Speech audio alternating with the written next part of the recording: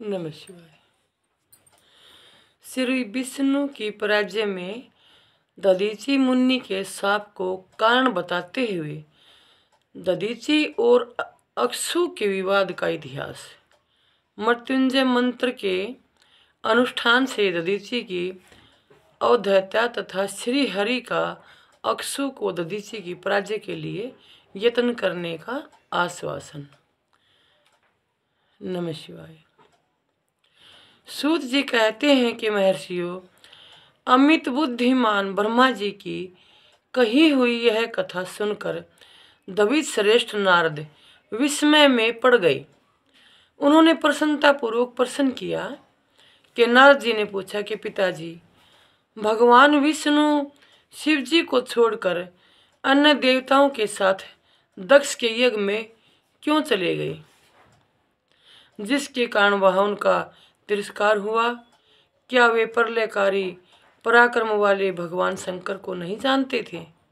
फिर उन्होंने अज्ञानी पुरुष की भांति रुद्रगणों के साथ युद्ध क्यों किया? करुणानिधे, मेरे मन में यह बहुत बड़ा संदेह है। आप कृपया करके मेरे इस संशय को नष्ट कर दीजिए और प्रभु, मन में उत्साह पैदा करने वाले शिवचरित को कहिए। ब्रह्मा जी ने कहा कि नारद, पूर्व काल में राजा अक्षु की सहायता करने वाले श्री हरि को दधीचि मुनि ने शाप दे दिया था, जिससे उस समय वे इस बात को भूल गए और वे दूसरे देवताओं को साथ ले दक्ष के यज्ञ में चले गए। दधीचि ने क्यों शाप दिया, यह सुनो। प्राचीन काल में अक्षु नाम से प्रसिद्ध एक महातेजस्वी राजा हो गए हैं। वे महाप्रभावशाली मुनीश्वर दधीचि के मित्र थे। दीर्घ काल की तपस्या के प्रसंग से अक्षु और दधीचि में विवाद आरंभ हो गया, जो तीनों लोकों में महान अनर्थकारी के रूप में विख्यात हुआ। उस विवाद में वेद के विद्वान शिव भगत दधीचि कहते थे कि शुद्धर, वैश्य और क्षत्रिय, इन तीनों वर्णों से ब्राह्मण ही श्रेष्ठ है, इसमें संशय नहीं है।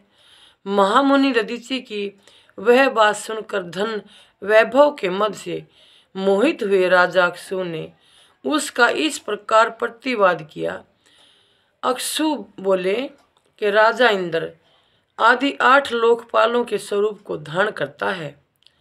वह समस्त वर्णों और आश्रमों का पालक एवं प्रभु है, इसलिए राजा ही श्रेष्ठ है। राजा की श्रेष्ठता का प्रतिपादन करने वाली श्रुति भी कहती है कि राजा सर्वदेवमय है। मुन्ने इस श्रुति के कथनानुसार जो सबसे बड़ा देवता है वह मैं ही हूँ। इस विवेचन से ब्राह्मण की अपेक्षा राजा की श्रेष्ठ सिद्ध होता है। च्यवन नंदन, आप इस विषय में विचार करें और मेरा अनादर न करें, क्योंकि मैं सर्वथा आपके लिए पूजनीय हूँ। राजा अक्षु का यह मत श्रुतियों और स्मृतियों के विरुद्ध था। इसे सुनकर भृगु कुलभूषण मुनि श्रेष्ठ दधीचि को बड़ा क्रोध हुआ। मुनि अपने गौरव का विचार करके कुपित हुए। महातेजस्वी दधीचि ने अक्षु के मस्तक पर बाएं मुक्के से प्रहार किया। उनके मुक्के की मार खाकर ब्रह्मांड के अधिपति कुत्सित बुद्धि वाले अक्षु अत्यंत कुपित हो गरज उठे और उन्होंने वज्र से दधीचि को काट डाला। उस वज्र से आहत हो भृगुवंशी दधीचि पृथ्वी पर गिर पड़े। भार्गव वंशधर दधीचि ने गिरते समय शुक्राचार्य का स्मरण किया। योगी शुक्राचार्य ने आकर दधीचि के शरीर को, जिसे अक्षु ने काट डाला था, तुरंत जोड़ दिया। दधीचि के अंगों को पूर्ववत जोड़कर शिव भगत शिरोमणि तथा मृत्युंजय विद्या के प्रवर्तक शुक्राचार्य ने उनसे कहा। शुक्र बोले, तात दधीचि, मैं सर्वेश्वर भगवान शिव का पूजन करके तुम्हें श्रुति प्रतिपादित महामृत्युंजय नामक श्रेष्ठ मंत्र का उपदेश देता हूँ। त्र्यंबक यजामहे हम भगवान त्र्यंबक का यजन आराधन करते हैं। त्र्यंबक का अर्थ है तीनों लोकों के पिता, प्रभावशाली शिव। वे भगवान सूर्य, सोम और अग्नि तीनों मंडलों के पिता हैं। सत्व, रज और तम तीनों गुणों के महेश्वर, आत्म तत्व, विद्या तत्व और शिव तत्व। इन तीन तत्वों के आहनीय ग्रहपत्य और दक्षिणाग्नि, इन तीनों अग्नियों के सर्वत्र उपलब्ध होने वाले पृथ्वी, जल एवं तेज, इन तीन मूर्त भूतों के अथवा सात्विक आदि वेद से त्रिविध भूतों के, त्रिदिव सौरग के, त्रिभुज के, त्रिधा भूत सबके ब्रह्मा, विष्णु और शिव तीनों देवताओं के महान ईश्वर महादेव जी ही हैं। यहाँ तक मंत्र के प्रथम चरण की व्याख्या हुई। मंत्र का द्वितीय चरण है सुगंधि पुष्टिवर्धनम। जैसे फूलों में उत्तम गंध होती है, उसी प्रकार वे भगवान शिव संपूर्ण भूतों में, तीनों गुणों में, समस्त कर्तव्यों में, इंद्रियों में, अन्यान्य देवों में और गणों के उनके प्रकाशक सारभूत आत्मा के रूप में व्याप्त हैं। अतएव सुगंध युक्त एवं संपूर्ण देवताओं के ईश्वर है। यहाँ तक सुगंधिम पद की व्याख्या हुई। अब पुष्टिवर्धनम की व्याख्या करते हैं। उत्तम व्रत का पालन करने वाले दवि श्रेष्ठ महामुनि नारद, उन अंतर्यामी पुरुष शिव से प्रकृति का पोषण होता है। मह तत्व से लेकर विशेष पर्यंत संपूर्ण विकल्पों की पुष्टि होती है तथा मुझ ब्रह्मा का, विष्णु का, मुनियों का और इंद्रियों सहित देवताओं का भी पोषण होता है। इसलिए वे ही पुष्टिवर्धन है। अब मंत्र के तीसरे और चौथे चरण की व्याख्या करते हैं। उन दोनों चरणों का स्वरूप यूँ है कि उर्वारुक म्यू बंदनान मर्त्योर मुक्षियम मात्रात, अर्थात प्रभु, जैसे खरबूजा पक जाने पर लता बंधन से छूट जाता है, उसी तरह मैं मृत्यु रूप बंधन से मुक्त हो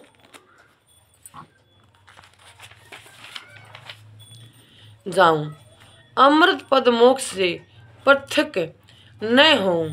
वे रुद्रदेव अमृत स्वरूप है, जो पुण्य कर्म से, तपस्या से, स्वाध्याय से, योग से अथवा ध्यान से उनकी आराधना करता है, उसे नूतन जीवन प्राप्त होता है। इस सत्य के प्रभाव से भगवान शिव स्वयं ही अपने भगत को मृत्यु के सूक्ष्म बंधन से मुक्त कर देते हैं, क्योंकि वे भगवान ही बंधन और मोक्ष देने वाले हैं। ठीक उसी तरह जैसे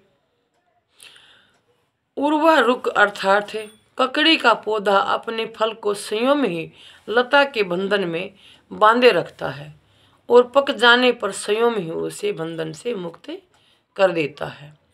यह मत संजीवनी मंत्र है, जो मेरे मत से सर्वोत्तम है। तुम प्रेम पूर्वक नियम से भगवान शिव का स्मरण करते हुए इस मंत्र जप करो।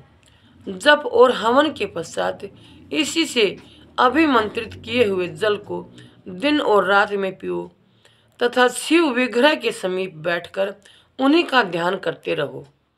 इससे कहीं भी मृत्यु का भय नहीं रहता। न्यास आदि सब कार्य करके विधिवत भगवान शिव की पूजा करो। यह सब करके शांत भाव से बैठकर भगत वत्सल शंकर का ध्यान करना चाहिए। मैं भगवान शिव का ध्यान बता रहा हूँ, जिसके अनुसार उनका चिंतन करके मंत्र जप करना चाहिए।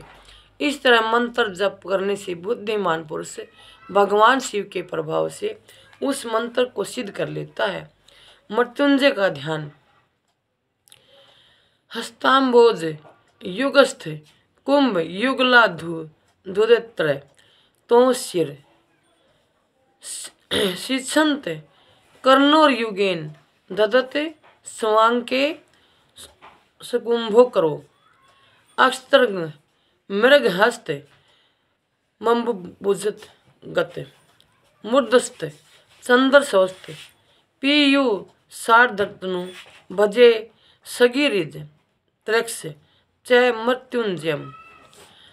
कहते हैं कि जो अपने दो कर कमलों में रखे हुए दो कलशों से जल निकालकर उनसे ऊपर वाले दो हाथों द्वारा अपने मस्तक को सींचते हैं, अन्य दो हाथों में दो घड़े लिए उन्हें अपनी गोद में रखे हुए हैं तथा शेष दो हाथों में रुद्राक्ष एवं मृग मुद्रा धारण करते हैं।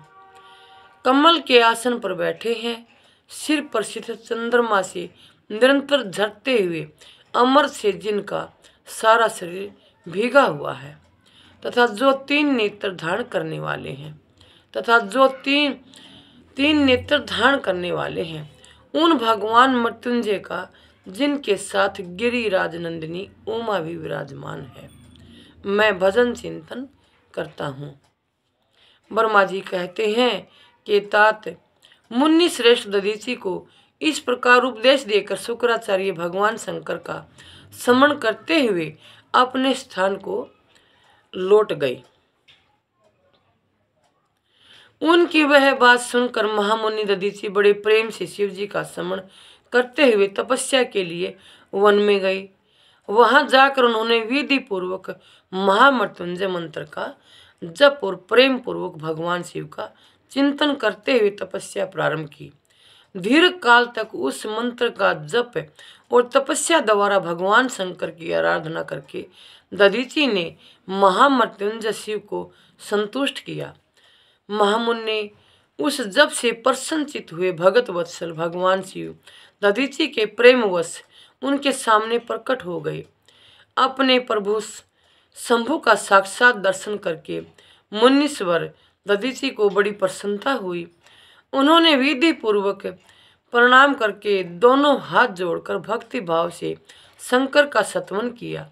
तात मुनि तदंतर मुनि के प्रेम से प्रसन्न हुए।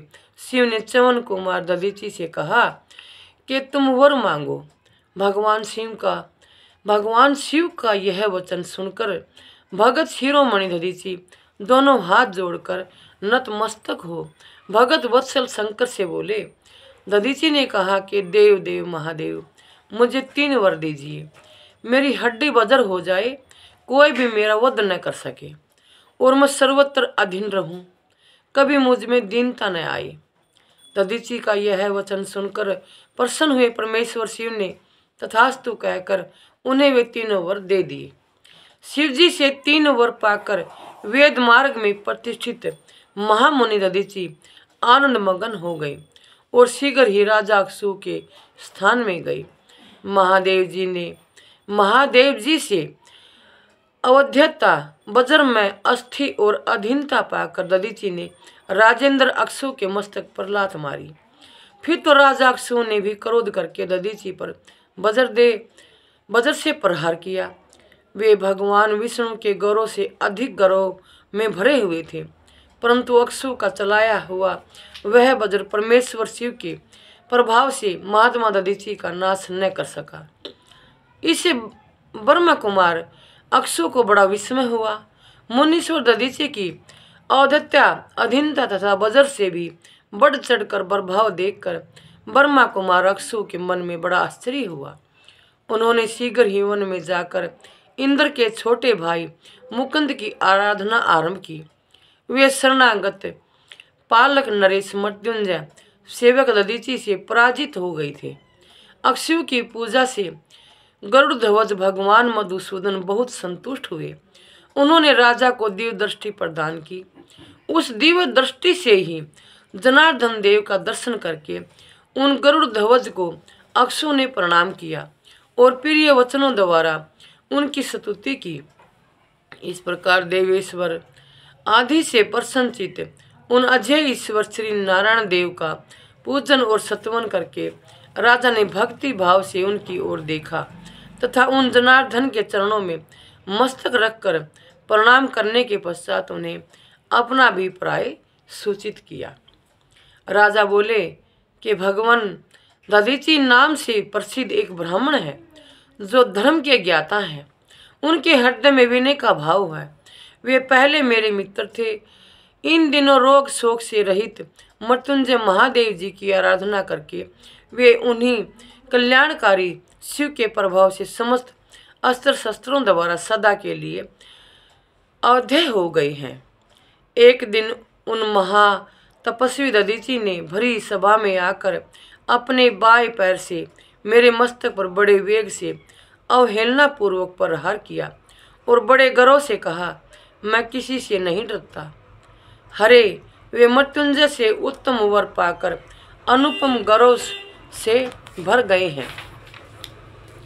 वर्मा जी कहते हैं कि नारद महात्मा दधीचि की अवधता का समाचार जानकर श्री हरि ने महादेव जी के अतुलित प्रभाव का स्मरण किया। फिर वे ब्रह्मा पुत्र राजा अक्षु से बोले, राजेंद्र, ब्राह्मणों को कहीं थोड़ा सा भी भय नहीं है। भूपते विशेषतः रुद्र भक्तों के लिए तो भय नाम की कोई वस्तु है ही नहीं। यदि मैं तुम्हारी ओर से कुछ करूं तो ब्राह्मण दधीचि को दुख होगा और वह मुझसे जैसे देवता के लिए भी शाप का कारण बन जाएगा। राजेंद्र, दधीचि के शाप से दक्ष के यज्ञ में सुरेश्वर शिव से मेरी पराजय होगी और फिर मेरा उत्थान भी होगा। महाराज, इसलिए मैं तुम्हारे साथ रहकर कुछ करना नहीं चाहता। मैं अकेला ही तुम्हारे लिए दधीचि को जीतने का प्रयत्न करूंगा। भगवान विष्णु का यह कथन सुनकर अक्षु बोले, बहुत अच्छा, ऐसा ही हो। ऐसा कहकर वे उस कार्य के लिए मन ही मन उत्सुक हो प्रसन्नतापूर्वक वहीं ठहर गए। नमः शिवाय, नमः शिवाय।